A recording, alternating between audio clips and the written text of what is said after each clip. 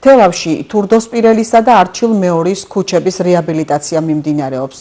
ქუჩებზე, რომლებიც ჭავჭავაძისა და აღმაშენებლის გამზირებს ერთმანეთთან აკავშირებს, შეიცვალა მიწისქვეშა კომუნიკაციები, მოეწყო სანიაღვრეს სისტემა, ტროტუარები და ასფალტის ორფენიანი საფარი.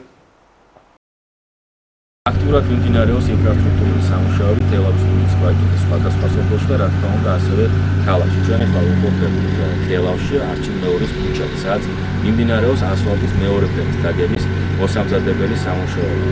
რეაბილიტაციის ფარგლებში საჭიროების მიხედვით შეიცვალა მიწისქვეშა კომუნიკაცია, ქუჩის თლიან სიგრძეზე მოეწყო სანიაღვრეს სისტემა და დღეს უკვე მოხდება ასფალტის მეორე ფენის დაგება. პროექტი ფინანსდება ადგილობრივი ბიუჯეტიდან, ჯამში მოიცავს 270,000 ლარს. აქვე აუცილებლად უნდა აღვნიშნოთ, რომ ჩვენ გუშინ დავასრულეთ ამ ქუჩის პარალელური ქუჩის თურდოსპირელის სრული რეაბილიტაცია.